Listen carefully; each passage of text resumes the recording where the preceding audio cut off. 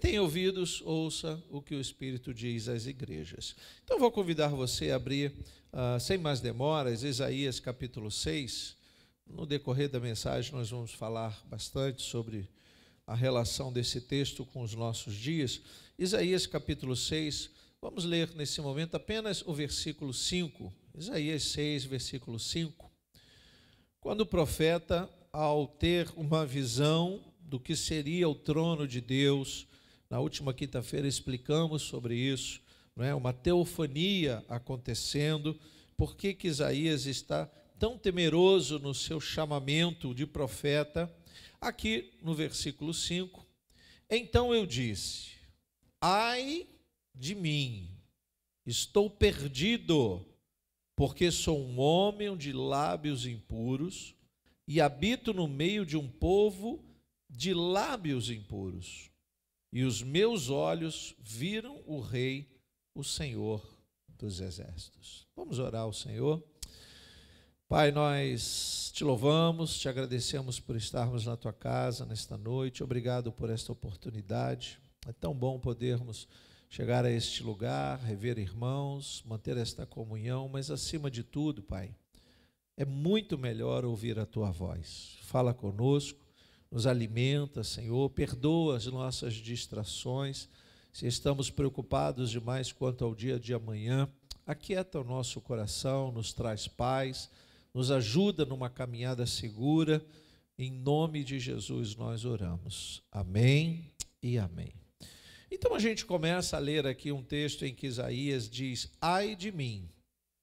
Isaías está recebendo o chamado de Deus para ser profeta. E já expliquei na última quinta-feira que não tem nenhuma relação do profetismo, né, dos tempos antigos com os profetas de hoje. Nenhuma relação. O fato de alguém revelar algo sobre você, o fato de alguém prever um acontecimento, pode ter a dedo de Deus, mas a probabilidade de não ter é muito maior, porque desde os tempos antigos, Deus condenava os videntes, os agoureiros, os que usavam de práticas ocultas para trazer revelações.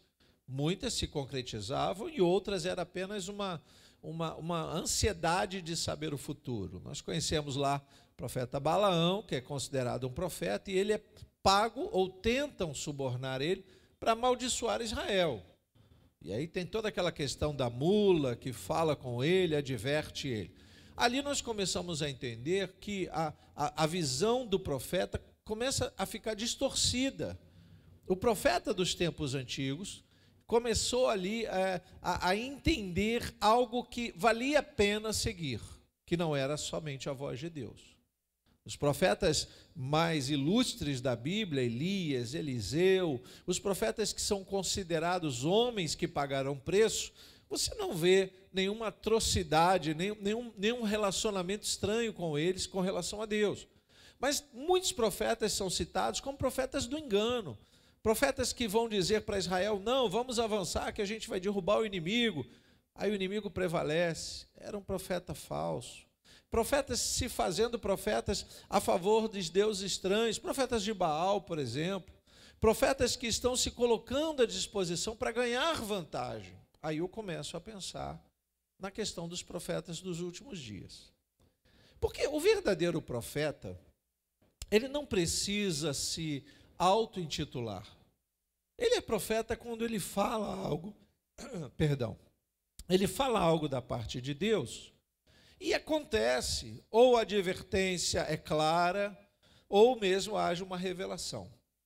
O profeta atual, ele tem uma sensibilidade, ou deveria usar dessa sensibilidade, para perceber coisas que nós não percebemos. Mas esses profetas, para falar em nome de Deus, precisavam ter uma certeza absoluta que é Deus quem estava falando com eles. Do contrário, eles se auto-intitulam profetas, começam a arriscar, e algumas coisas dão certo, jogam com a sorte. E quando não dá certo, há sempre uma desculpa. Então, eu penso no chamado de Isaías. A gente fala muito, tem que lubrificar bastante as cordas vocais. O profeta Isaías, ele está passando por um momento assim que ele tem que entender o que está acontecendo com ele. Deus está chamando ele para uma missão. E essa missão é de alta responsabilidade e de alta periculosidade, porque ele está colocando o nome dele à prova. E está levando o nome de Deus. O profeta Isaías é aquele que vai profetizar para Ezequias, e diz para Ezequias que ele vai morrer, e Ezequias não morre porque Deus manda mudar o esquema. Deus fala assim, Isaías volta lá, e diz que não, eu ouvi a oração do meu filho. Eu fico pensando em Isaías conversando com Deus, falo, mas Senhor, por que eu fui? Se o Senhor disse que era para dizer que ele ia morrer, daqui a pouco eu tenho que voltar para dizer que não vai morrer mais. O crédito do profeta, isso é algo que valia. Hoje o crédito de uma palavra, irmãos, de verdade, não tem mais valor. As pessoas falam e não cumprem, as pessoas negociam, não pagam, as pessoas prometem e não querem saber de sequer experimentar o cumprimento delas. Então, a ideia da gente perceber um profeta como Isaías e o profeta de hoje vai muito mais além da verdade que ele está declarando. Nesse caso, Isaías cai em si e percebe que ele não é puro, santo ou santificado o suficiente para ser profeta. É por isso que ele reclama com ele mesmo e diz, ai de mim, estou perdido. Eu vi a santidade de Deus, eu tive uma revelação, e agora o que fazer com ela? Quem sou eu? E Deus está me preparando para algo. Logo depois a gente vai perceber que Deus vai dizer assim, a quem enviaremos? Quem há de ir por nós? Como se fosse Deus dialogando com os seus seres, ou mesmo ali a trindade representada. E Isaías ouve isso, mas antes que ele se apronte para cumprir o chamado, ele é queimado com a brasa viva do altar, porque ele sabe que os lábios dele são impuros. E aí você pode pensar o que você quiser. Puxa, Isaías xingava palavrão? Não creio. Talvez ele falasse coisas do coração. Talvez ele entrasse no ambiente da fofoca dos seus dias. Talvez ele entendesse que ele deveria usar a boca dele para abençoar mais do que para espraguejar e amaldiçoar. Para agradecer mais do que para pedir e reclamar. A ideia dele ter lábios impuros é muito além dele falar palavras torpes. É muito além. Mas a gente entende que basicamente ele está falando da santidade que ele sabe que não tem suficiente para ser um profeta de Deus. É por isso que ele vai dizer, ai de mim, eu não tenho uma vida santa suficiente para ver o trono de Deus. E ele vê. E aí eu expliquei no último culto sobre isso. Então, nesse detalhe aqui é importante, por quê? Porque Isaías, ele está se lamentando por ele mesmo. Ele não está se lamentando por alguém. Sabe quando você, o pai, olha a criança fazendo arte, vai se machucar e diz, ai, meu filho, não faça isso. Esse ai não é por ele, é pelo outro. Estamos nos lamentando por alguém. Isaías não. Isaías está se lamentando por ele mesmo. Os ais que nós vamos aqui refletir um pouquinho nessas semanas, diz respeito ao ai de Deus por nós. Deus se lamentando não de ter nos feito, ter nos criado, mas Deus se lamentando pelo procedimento de Israel. Ai de vocês. Esse ai diz respeito a nós, não são de Deus, mas são ditos por Deus. Porque o profeta vai usar isso, e eu quero ir lá no capítulo 28 de Isaías, o profeta vai usar isso para declarar alguns ais, nós vamos explorar alguns que ele vai se referir aqui, são 7 semanas, então na primeira semana ele diz, ai de Samaria, versículo 1, capítulo 28, a orgulhosa coroa dos bêbados de Efraim, a flor murcha da gloriosa formosura que se encontra nos altos do fertilíssimo vale dos que são vencidos pelo vinho. Aqui, para você entender o contexto histórico, né, Isaías está mais profetizando para o Reino do Sul, porque o que é o Reino do Sul? É um Israel dividido. A nossa escola bíblica tem explicado bastante sobre a questão da unidade, a importância da unidade da igreja e não um povo dividido. O próprio Jesus disse lá em Mateus que o povo dividido não vai subsistir. Então, Israel já está experimentando uma divisão quando Salomão morre e os seus filhos começam a brigar pelo reino. É uma briga feia, irmãos, é morte, é irmão matando irmão. E vai uns para dominar ali a região norte, capital Samaria, e que é chamado Israel. Israel leva o nome, né, para o reino do norte. E o povo que se reúne em Judá, no reino do sul, tem Jerusalém como capital. Aqueles que se declaram descendentes de Davi ou mais puros. Então Israel está dividido. Reino do norte, que leva o nome Israel, e reino do sul, que leva o nome de Judá. Isaías profetiza para ambos os reinos, mas especialmente para o reino do sul.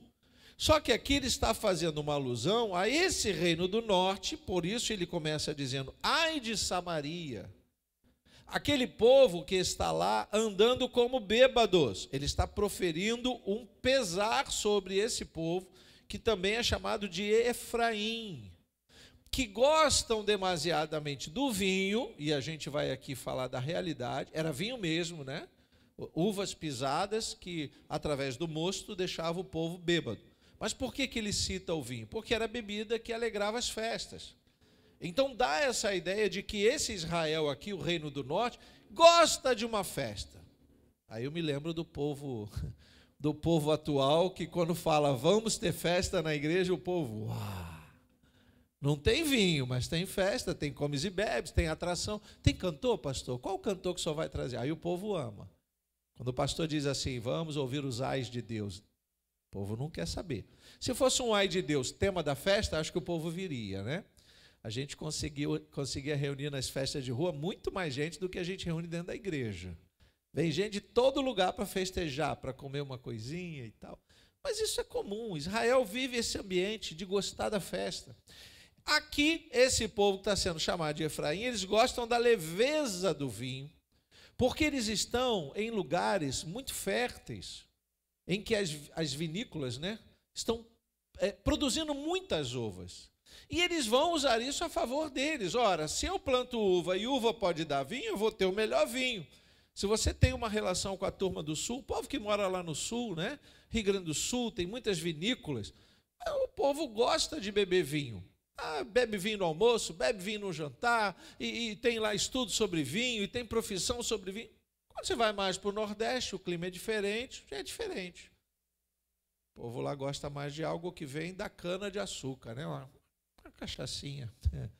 Porque a cultura é diferente. Cada um explora o que tem na sua terra. Ambos, na minha opinião pessoal, e no contexto que eu entendo da palavra, seriam condenáveis. Ambos, tanto um quanto o outro. Mas aqui Israel, então, está experimentando a fertilidade da terra, e diz que nesse momento, lá no verso 2, diz assim, ó, eis que o Senhor vai enviar um homem valente e poderoso, este com poder jogará tudo no chão, vai acabar com as parreiras de uva, como chuva de pedras, como tormenta destruidora e como tempestade de águas impetuosas que transbordam. Isaías está dizendo, vocês estão vendo essas uvas lindíssimas nos cachos? Vai cair tudo por terra. E aqui, logicamente, um anúncio profético, ele não fala a literalidade. A gente está falando do exemplo da uva, mas está dizendo que a arrogância daquele povo vai cair, aquele povo vai aprender a se humilhar, aquele povo vai parar de andar de nariz em pé, porque o reino do norte, queridos, está experimentando, vai experimentar de um levante da Assíria. O rei da Síria vai invadir Israel, começando pelo norte, justamente pela soberba deles, aquilo tudo vai cair e Israel vai entender o que é um cativeiro. Esses acontecimentos vão sendo profetizados ao longo do tempo, os profetas menores vão falando sobre o castigo de Deus, e aqui aparece a imagem de um rei, que Deus chama de um homem valente, que ele permitirá ser executor de Deus, alguém que vai castigar o povo de Deus, que não é do povo de Deus, alguém que virá de fora, que vai castigar o povo de Deus, porque o povo de Deus está dividido, o povo de Deus está vivendo na idolatria, o povo de Deus gosta da festa, mas não está animado pela alegria da presença do Senhor, mas pela bebida. Tudo isso que nós estamos vendo acontecendo aqui é para acabar com a presunção dos bêbados, que agora a gente começa a entender bêbados espirituais. E aí você vai entender por que essa palavra é importante para nós. Versículo 3. A orgulhosa coroa dos bêbados de Efraim será pisada com os pés. A flor murcha da gloriosa formosura, que se encontra nos altos do fertilíssimo vale, será como figo prematuro, que amadurece antes do verão. Quando alguém põe os olhos nele, mal apanha, já o devora. Vai ser tudo devorado. A expressão juntar a fome com a vontade de comer. Aqui o profeta está usando os símbolos da sua época, porque esse povo não tem mais prazer na palavra de Deus. Esse povo está também se desviando, ouvindo falsos profetas, mais do que os profetas verdadeiros. Esse povo que Isaías está aqui profetizando, também já está se entregando à idolatria dos deuses de outras nações. Já está confiando nos diagnósticos, nos prognósticos, nas evidências de outros povos. Esse povo está dando mais ouvido ao que está acontecendo no mundo do que o que está acontecendo na casa dele.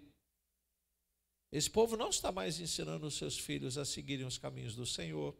Esse povo está mais preocupado em prosperar, porque o judeu tem isso no coração. Temos que ter prosperidade, temos que ter terra, temos que ter herança, riqueza. Eles estão pensando nas coisas terrenas, porque na visão deles, você sabe, o povo do tempo da lei está esperando um general vir com cavalos, com armas. Aí quando vem Jesus, eles não conseguem reconhecer. Por quê? Porque Jesus não vem com armas nos olhos humanos, aos olhos humanos. Então esse povo está tão confuso, mas por que eles estão confusos? Lembra do vinho? Porque o vinho deixa a pessoa confusa. Ela perde a sanidade. O pecado está sendo aqui representado pelo vinho, que faz com que um homem santo, uma mulher santa, homem e mulher de Deus, comecem a dar crédito a coisas que não são da parte de Deus. Começam a viver como bêbados errantes, e você olha, o crente diz, mas não acredito que dentro da igreja está acontecendo isso. Tá, porque eles estão bêbados. O bêbado não responde por ele mesmo. Lembra o que eu falei? Unção do pica-pau. O que faz uma pessoa subir e bater a cabeça na parede? O que faz uma pessoa rodopiar e ficar igual um peão e achar que isso é maravilhoso? O que faz uma outra pessoa filmar isso e levar para a internet? O que faz os crentes rirem disso? É o vinho, irmãos. É o vinho que a gente não bebe, mas está bêbado o tempo todo. A gente perde a noção do que é viver uma vida santa, uma vida santificada e uma vida na sanidade. O vinho faz que a gente perca a razão e comece a dar valor às coisas ilusórias da vida. A gente dá mais valor ao que é ilusório do que o que é real. Então esse vinho que Isaías está profetizando, chamando de bêbados, né? Ele está dizendo, isso vai levar vocês a uma perseguição, e essa perseguição vai ser de um homem valente, alguém que vai vir para destruir. Não pense que a igreja, né, por ter algumas leis que favorecem ela, vai ficar o tempo todo nessa zona de conforto que a gente vive hoje, não. Hoje a igreja está numa zona de conforto maravilhosa. Convido o povo para orar, o povo já orei, eu oro em casa. Ah, pastor, eu oro deitado. Já me perguntaram, pastor, é pecado orar deitado? Aí eu pergunto, por que você não levanta para orar? Por que você não dobra o joelho? Você não levanta para trabalhar? Você trabalha deitado? O que você faz deitado? Eu acho que Deus merece algo melhor. Você deveria se levantar. Não é pecado orar deitado, tá, irmão? Se você está cansado e quer fazer aquela oração do bêbado, né? O Senhor me abençoe essa noite. É a oração do bêbado. O crente, quando não aguenta, trabalhou o dia todo. Deus releva. Isso não é pecado, irmão. Mas fazer isso todo dia, presta atenção. Levanta, dobra o joelho, ora de joelho, ora de pé, não sei. Se humilha na presença de Deus, faz o que pode ser feito. Deixa para orar deitado quando Ezequias fez a mesma coisa, porque ele estava com uma ferida e não conseguia se levantar da cama.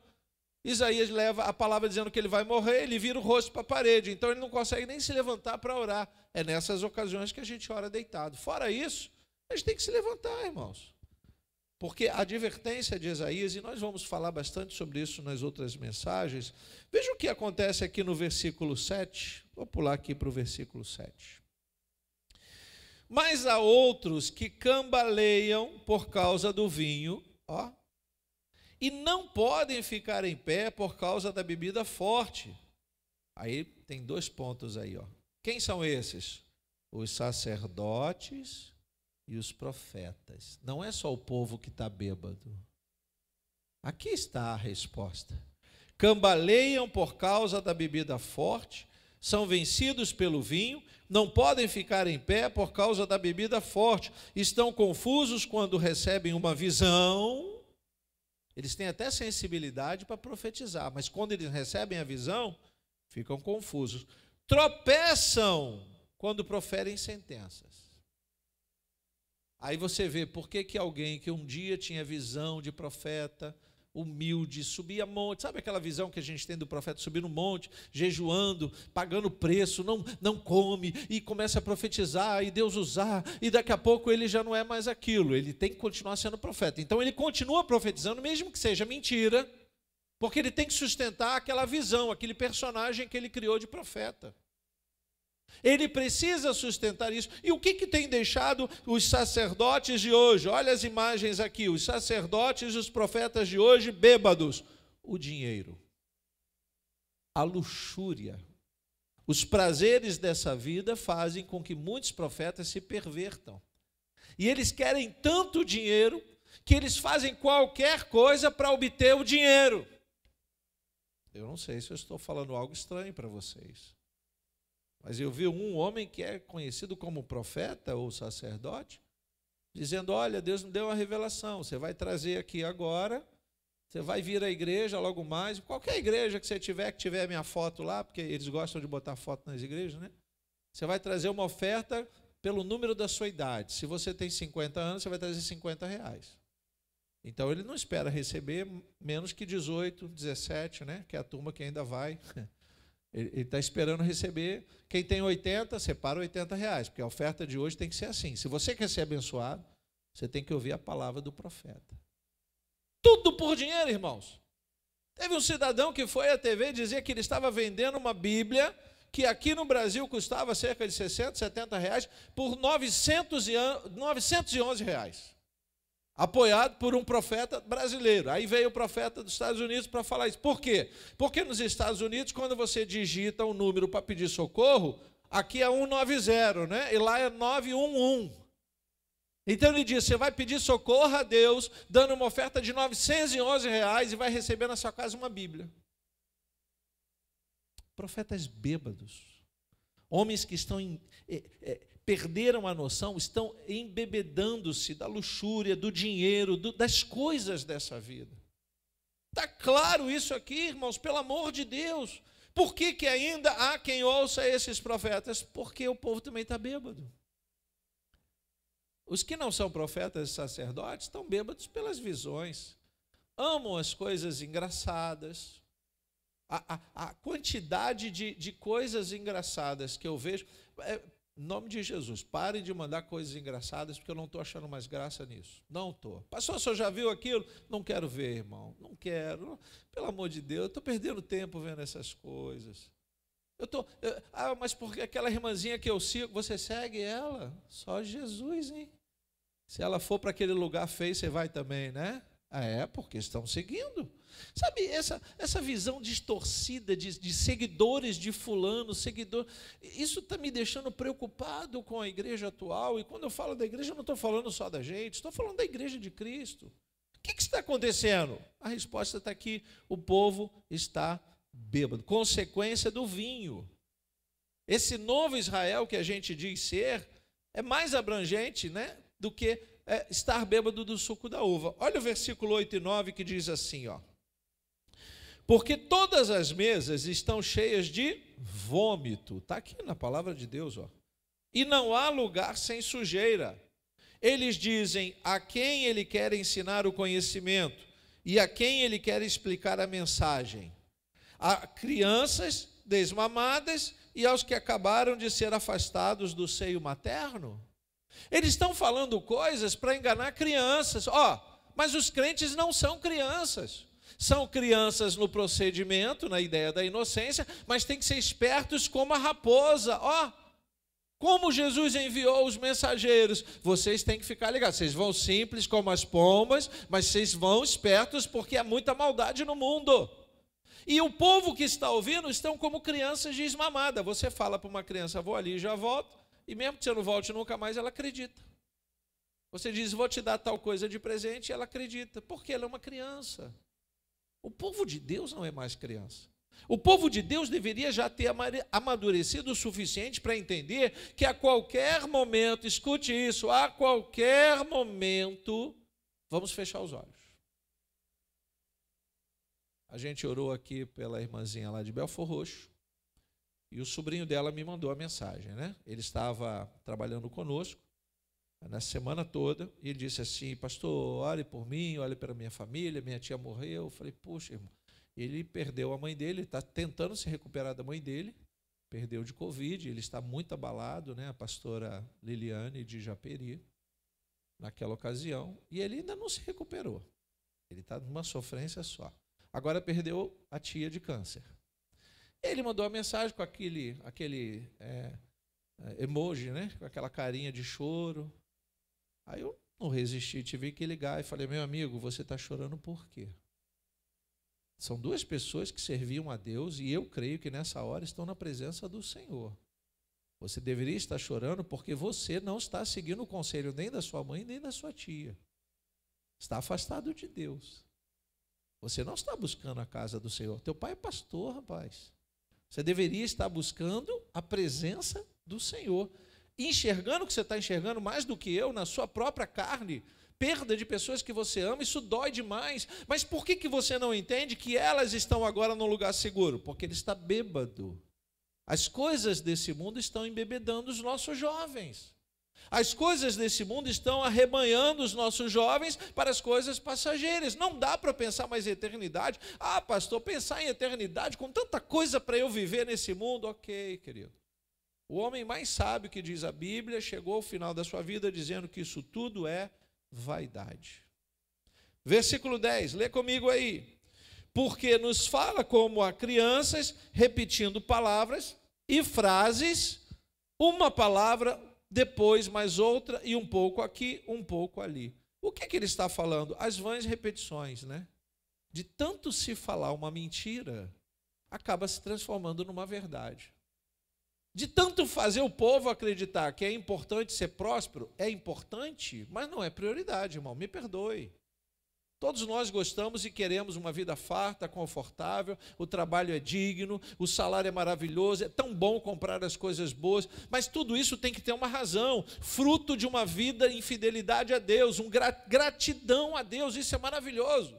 É bom demais, mas isso não é mais o importante, porque pessoas que não têm o que comer estão entrando no céu, enquanto outras que têm demais e jogando fora estão entrando no inferno. A questão é que não é o que nós temos ou o que nós queremos ter, é para onde queremos ir. E isso não está sendo pensado. Estamos ensinando aos nossos filhos a ter sempre mais, a possuir mais, a conquistar. Escreva o seu nome, quantos canudos você já tem. Isso é lindo, isso traz alegria para a nossa casa, isso é maravilhoso. Mas se eu não ensinar o meu filho, se o meu filho não ensinar o filho dele o caminho do Senhor, não adianta de nada, irmãos. O profeta tem que continuar falando, vocês estão bêbados, vocês estão à base de vinho. Israel é muito bom em prosperar. Não é à toa que os judeus são considerados homens de negócio. E eu sempre cito aqui, né, as maiores joalherias, as grandes empresas estão na mão dos judeus, porque eles amam esta questão. Mas se eles não entenderem e reconhecerem o Jesus, o Salvador, o Messias que já veio, eles ainda vão continuar esperando um outro Messias. Isso é muito sério, irmãos. Nós que cremos em Jesus e somos da igreja por Ele, e não pela visão do judeu, nós não podemos voltar às práticas dos judeus. Por que há igrejas que se dizem cristãs, protestantes, que têm mais símbolos judaicos cristãos do que símbolos de cristãos? A cruz é removida e coloca-se a bandeira de Israel. A cruz é removida e coloca uma arca, né, no altar. Para que isso? Se a gente já está vivendo um novo tempo. Estamos bêbados. O povo está bêbado.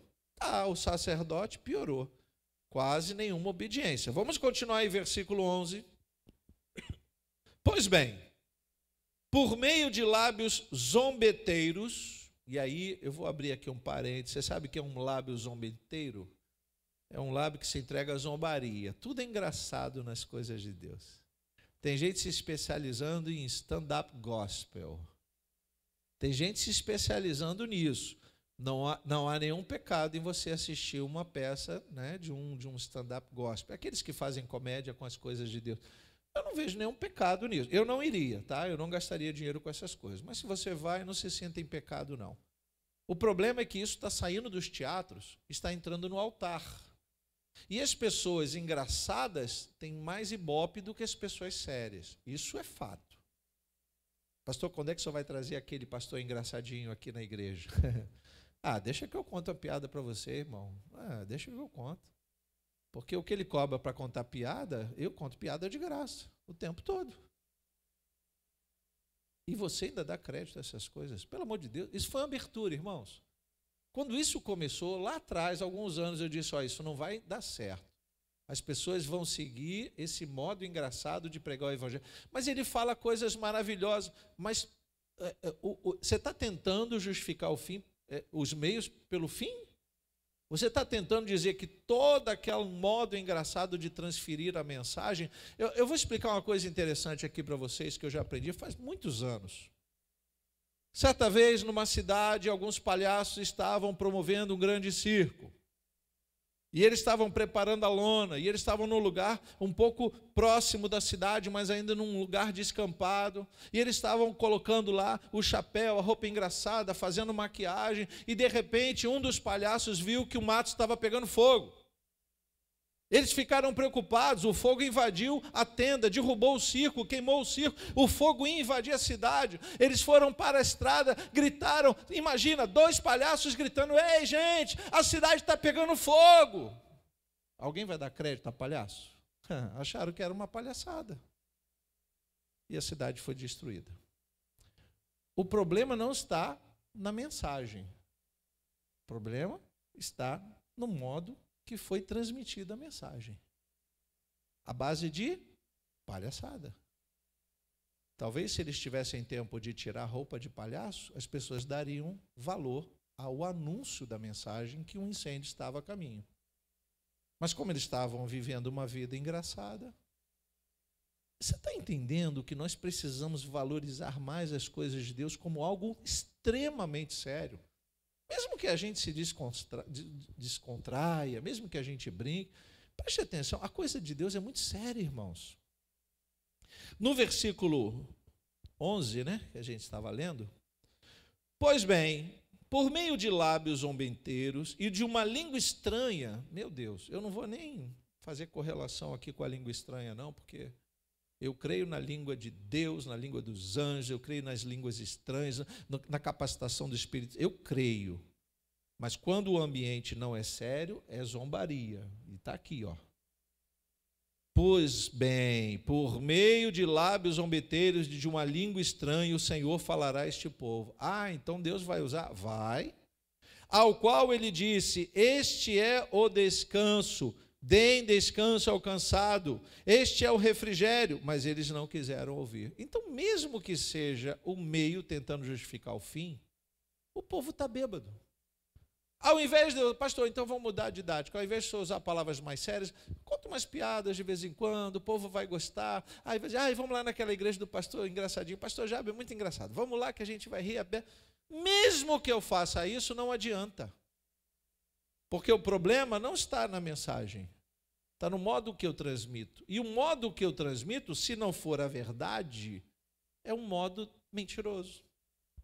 Não espelha a realidade de uma vida que devia ser mais exemplo no testemunho do que daquilo que eu digo. Uma coisa é o que eu digo e outra coisa é o que eu faço. Esse é o lema do mundo atual, tá certo? Versículo 13. Assim a palavra do Senhor lhe será como a fala de crianças, palavras e frases repetidas, uma palavra, depois mais outra, um pouco aqui, um pouco ali, isso para que andem, caiam para trás, sejam despedaçados, enlaçados e presos. É impressionante, irmãos. Eu vou dizer algo aqui que eu não sei se eu devia, mas sempre tem essa coisa de eu não tenho o menor temor disso. A inteligência artificial está ocupando o mundo, né? Aí, há pouco tempo, um pastor disse assim, sabe como é que eu preparo minhas mensagens? Eu disse, como? Eu digito lá no site e tal, e o computador me diz o que eu preciso. Eu falei, que legal, irmão, rápido. Mas por que você não bota o computador para ficar no seu lugar? Bota lá uma telinha. Já teve igreja fazendo isso. Culto dirigido pela inteligência artificial. Porque tudo que é novidade é bom, né? A igreja fulano de tal lá criou o culto do metaverso.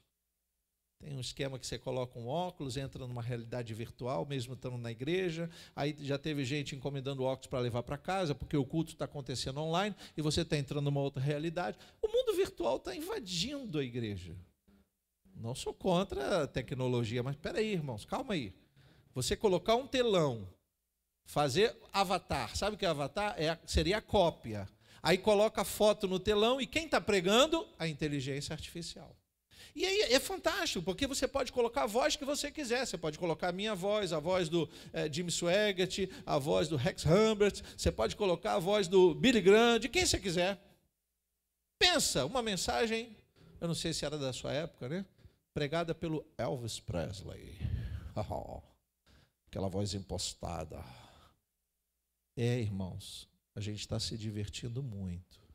Estamos andando como bêbados. O juízo, e aí entra Isaías dizendo que o juízo vai ser muito maior para o Israel do que para o resto do mundo. E a gente já falou sobre isso aqui. Versículo 14. Portanto, escutem a palavra do Senhor, homens zombadores, vocês que governam esse povo que está em Jerusalém. Porque vocês dizem, fizemos aliança com a morte e acordo com a sepultura. Quando passar a catástrofe arrasadora, não nos atingirá, porque o nosso refúgio é a mentira e o nosso esconderijo é a falsidade. Olha que presunção. Portanto, assim diz o Senhor Deus, eis que ponho em Sião uma pedra, pedra já provada, pedra preciosa, angular, olha como Isaías vai profetizando, solidamente assentada, aquele que crer não foge. Farei do juízo a régua e da justiça o prumo. O granizo varrerá o refúgio da mentira e as águas arrastarão o esconderijo. A aliança que vocês fizeram com a morte será anulada e o acordo com a sepultura não será mantido. E quando o flagelo arrasador passar, vocês serão esmagados por ele. Todas as vezes que passar, ele os arrastará, porque passará manhã após manhã, e todos os dias e todas as noites, e será simplesmente um horror o entender a mensagem. Olha só, e será simplesmente um horror o entender a mensagem, porque a cama será tão curta que ninguém poderá se estender nela, e o cobertor será tão estreito que ninguém poderá se cobrir com ele. Porque o Senhor se levantará como no monte Perazim e ficará irado como no vale de Gibeão, para realizar a sua obra alheia, e para executar a sua tarefa estranha. E agora parem de zombar, para que as correntes que os prendem não se tornem mais fortes, porque já ouviu o Senhor dos exércitos, falar de uma destruição, e essa já está determinada sobre toda a terra. Misericórdia, irmãos. Misericórdia. Eu não quero me sentir, como na ilustração, alguém como um palhaço vestido de palhaço, tentando falar uma coisa séria. Eu não quero. Eu prefiro fazer essa imagem mesmo mais séria, falando coisas sérias. E até quando eu, sendo sério, falo coisas engraçadas, às vezes não é tão engraçado assim, porque não é minha característica. Mas preste atenção. O que eu estou falando não é especificamente de alguém. Eu estou falando de um povo que deveria se chamar Israel, deveria estar atento às coisas de Deus, deveria estar prestando atenção com os acontecimentos do mundo, mas estão distraídos demais, pastor. Estão prestando atenção no mundo ilusório. É tão maravilhoso o mundo que nós vivemos. E eu disse, só vaidade. Vaidade das vaidades. Preste atenção, porque nosso Deus é tão misericordioso, Ele nos dá tantas oportunidades de continuarmos festejando, continuarmos achando alegria no nascimento de uma criança, mas Ele nos leva a pensar na morte de alguém que amamos. Então isso é para mostrar que Ele nos dá a liberdade de vivermos vidas maravilhosas. Ele nos dá a liberdade de comprarmos, adquirirmos, viajarmos, comermos bem. Deus nos dá tudo isso e chama de bênção, tá? Não há nada de errado nisso, mas o nosso coração não pode se prender a isso, porque isso é passageiro demais. E a gente vê isso a todo tempo. Então, antes que eu me apaixone pelas coisas lindas da vida, eu tenho que viver uma vida mais séria, pensando nas coisas tristes que um dia virão. E vem, lógico que vem. Uma delas é você desfrutar, plantar, colher e não poder montar os seus celeiros, porque nesta noite pedirão a nossa alma. E aí, o que será? Jesus explicou isso. Lembra do homem que constrói celeiros e enche os celeiros e constrói maiores e vai prosperando? Tudo vem de Deus, mas ele não pensa, ele diz, minha alma, pode descansar, a gente tem para muitos anos muitos bens. Meu Deus, meu Deus. É impressionante como isso é uma realidade, irmãos. Eu não era crente ainda. Quando eu trabalhava numa empresa, muitos anos atrás, e uma pessoa, a empresa estava passando um momento difícil, uma pessoa do meu convívio, ela começou a ter atitudes ilícitas, né? Começou a roubar algumas coisas da empresa, não bens necessariamente, começou a desviar dinheiro. E um dia, eu e Vera fomos visitá-lo, ele estava num apartamento muito bonito, e ele disse, olha, a gente sabia que era tudo ilícito, né? Ele abriu e disse, aqui, olha a minha despensa. Olha o meu armário, olha as minhas roupas, olha o meu apartamento. E ele falando aquilo com uma alegria de ter possuído tudo aquilo. E eu pensando, eu ainda não conhecia Jesus, mas eu dizia assim, esse arroz vai acabar. Essa roupa vai rasgar. Esse edifício, se não tiver manutenção, vai cair. Pode levar o tempo que for. E ele está confiando nisso. Como o meu coração se entristeceu, anos depois eu convertido, eu comecei a ler a palavra e disse, eu tinha razão no que eu pensava. E eu aconselhava ele, amigo, isso não é para sempre. Preste atenção. E eu não tinha nem palavra de Jesus para dar para ele, porque eu não conhecia Jesus, mas eu tinha um caráter, uma índole, algo que foi plantado, sabe aquela coisa da família que tem que plantar no coração dos filhos? Não cobice as coisas alheias, não toque em nada que não é seu. Tira o coração disso. Isso não tem valor. Isso é tão bom quando a gente conquista, quando a gente traz. O fruto do nosso trabalho é maravilhoso. Quando você pega o seu salário, trabalha honestamente e compra. Que alegria há em comprar um bem. Pode ser caro, pode ser barato, mas você fica feliz. Isso é de Deus. Isso é muito sério, irmãos. Quero seguir um pouquinho lá no final da sua Bíblia. Deixa marcado aí. Porque a advertência para o novo Israel é um pouquinho diferente. A gente está lá em primeira carta do apóstolo Pedro, capítulo 2. Veja como isso recai sobre nós. 1 Pedro, capítulo 2, versículo 9 e 10. Vocês, porém, Deus se referindo ao seu povo que está vivendo na aliança da graça, não na aliança da lei. Vocês, porém, são geração eleita, sacerdócio real, não é fajuto, hein? Nação santa, povo de propriedade exclusiva de Deus, a fim de proclamar as virtudes daquele que os chamou das trevas para a sua maravilhosa luz. É tudo diferente.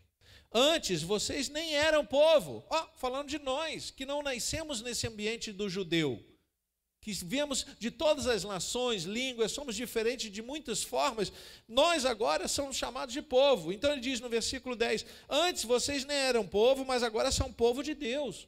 Antes não tinham alcançado misericórdia, mas agora alcançaram misericórdia. E o que nós vamos fazer com essa misericórdia? Olha aqui, não podemos andar errantes, irmãos. A gente falou tanto de vinho, né? Mas crente não bebe, pastor. Mas só anda embriagado das paixões carnais. A igreja tem que despertar para isso. Há um vinho mais perigoso que o suco da uva. Ele é invisível. E há crentes que estão vivendo bêbados o tempo todo, bebendo do pecado. E não é criar regras e preceitos na igreja, não é disso que estamos falando. Isso vai além. Continua lendo o versículo 11. Amados, peço a vocês como peregrinos e forasteiros. Quem é um peregrino e forasteiro? É aquele que está de passagem. Quem somos nós? Aqueles que estão de passagem. Esse mundo não é nosso, ele não nos pertence, nada que tem aqui nós, somos peregrinos, ó. Peço a vocês como peregrinos e forasteiros que se abstenham das paixões carnais. Olha o vinho invisível aqui, ó. Que fazem guerra contra a alma. Versículo 12. Tendo conduta exemplar no meio dos gentios, para que quando eles os acusarem de malfeitores, observando as boas obras que vocês praticam, glorifiquem a Deus no dia da visitação. O dia da visitação é aquele dia mesmo, o dia do Senhor. O dia que o Senhor nos visitar e pedir contas da nossa vida, vai pedir conta na individualidade, vai pedir conta na coletividade, vai pedir conta dos sacerdotes e dos profetas, vai pedir conta de todos. E ai daquele que se encontrar bêbado nesse ambiente espiritual. Ai daquele que ainda achar engraçado as coisas sérias que acontecem na presença de Deus. Porque falar em mistério é muito sério para eu fazer disso uma chacota. Ter visões é muito sério para eu dizer que vi uma coisa que eu não vi. Nós não estamos entendendo? Eu acho que não. Porque o mais sério, nós lemos lá no versículo 8, coloca o versículo 8 do capítulo 28 de Isaías, porque todas as mesas estão cheias de vômito. É Isaías olhando para a imagem da mesa, que o judeu gosta muito da mesa, né? Eu já expliquei isso aqui, como eles tomam decisão na mesa, têm alegria em se alimentarem na mesa. A gente perde isso na nossa cultura, a gente come no sofá, come na sala, qualquer lugar, no quarto, vendo TV. O judeu ainda tem aquela coisa, na visão de Isaías, de comer na mesa. Então, o que tem na mesa? Tem alimento? Não, tem vômito, porque vocês beberam demais no dia anterior. A mesa está suja. A igreja não pode se sujar, se contaminar com o próprio vômito. A igreja precisa estar atenta, queridos, isso é uma advertência muito séria. Quero ler aí mesmo em 1 Pedro 2, versículo 15 e 16, está assim, ó. Porque assim é a vontade de Deus, que pela prática do bem vocês silenciem a ignorância dos insensatos. Eu tenho que calar a boca dos ignorantes e insensatos com a prática do bem. Eu tenho que fazer as coisas pensando em incomodá-los. Versículo 16, como pessoas livres que são, não usem, oh meu Deus, aqui ó, a liberdade como desculpa para fazer o mal. Pelo contrário, vivam como servos de Deus, vivam como servos de Deus, vivam como servos de Deus. Não tem advertência mais séria que essa, irmãos. Me perdoe. Se a gente sair daqui sem entender o que Deus está nos dizendo, e glória a Deus porque nós temos essa oportunidade de ouvir, mas quando eu vejo determinadas práticas no seio da igreja, eu não me escandalizo com autoridades militares, não é? Dos órgãos públicos fazendo coisas que não devem. Eu não me escandalizo com isso. Eu fico preocupado. A denúncia lá do filme do Mel Gibson, seríssima, quando saiu nos cinemas, eu não sei se já saiu, Sounds of Freedom, o som da liberdade, falando da pedofilia, da escravidão das crianças, essas coisas. Aquilo é muito sério, mas eu não me escandalizo quando diz, os atores de Hollywood fazem. Eu não me escandalizo com isso. Eu me escandalizo quando eu ouço uma notícia de um sacerdote pedófilo, homossexual, uma imundice. É pior do que no mundo. Isso me dá uma repugnância, assim, uma vontade de vomitar, mas não de estar bêbado. Quando eu começo a pensar nessas coisas, eu fico, Senhor, pelo amor de Deus, o que está acontecendo com o seu povo? Eu estudava numa instituição e lá tinham muitos sacerdotes, né? E aí uma senhora uma vez olhou e falei, eu odeio esse homem. Eu falei, por que a senhora odeia? Meu marido também, antes de morrer, odiava ele. A gente era da igreja dele, falando que ele era de uma igreja, né? Por que a senhora odeia? Porque ele é, assim, homossexual. Uma senhorinha de idade. Eu falei, mas a senhora era da igreja dele, mesmo sabendo que ele era homossexual? O erro não é dele, o erro é seu. Como é que a senhora conseguiu ficar lá tantos anos? Ele ainda é de lá? Ele foi transferido para outra. Mas da mesma denominação? É, da mesma. E eu não estou falando de protestante, vocês sabem do que eu estou falando. Meu Deus! Aí a gente fecha os olhos e diz, só acontece na igreja do vizinho. Não, a gente vem para o ambiente protestante e a gente ouve notícias de pastores que são presos, pastores que são pedófilos, pastores que são... Mas só são porque tem quem os siga. Porque tem cegos seguindo, tem bêbados seguindo. Tem alguma coisa errada, irmãos. Será que Deus está dando vinho para todo mundo beber quando entra na igreja, se converte e bebe vinho? Não, não, não. É o pecado do mundo, não estamos percebendo isso. Aí tá bom, vamos sair da igreja do vizinho, vamos sair da outra. Vamos vir para a nossa casa, vamos. Aí o irmão fala uma palavra torpe e o pastor diz assim, irmão, o que isso você está falando? Não, pastor, o que é? Lição de moral? Lógico, você é um homem agora santificado. Como é que você vai falar esse tipo de palavra na igreja? Nem na sua vida, nem na sua cama de dormir. Você é um homem transformado. Como é que você vai viver assim agora?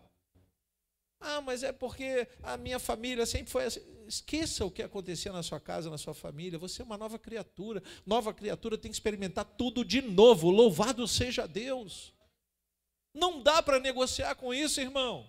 Quando a gente começa a perceber que as igrejas estão vivendo um ambiente tão estranho, hoje eu olhei lá um flash no Instagram de uma igreja que está toda escura, né? Aí quando eu botei o carpete aqui, falaram, pastor, vai pintar tudo de preto. Eu falei, não, irmão, descansa, é só uma decoração. Ajudou muito na filmagem, mas eu também não estou gostando muito não, sabe?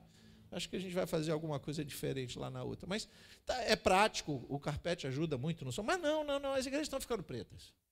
Parede preta, teto preto, chão preto, poltrona preta. Aí esses dias tinha lá um congresso de mulheres em que estava tudo preto. As mulheres com roupa de véu, umas lâmpadazinhas acesas. Está lá na internet, só entrar aí que você vai ver. Procurei. E todo mundo com o celular na escuridão para fazer um ambiente cinematográfico. Dentro de uma igreja. E me perdoe, uma igreja que eu amo. Parte do meu passado. E eu disse, tem vinho estranho nessa igreja. E eu digo isso de púlpito. Tem alguma coisa estranha acontecendo. Orem,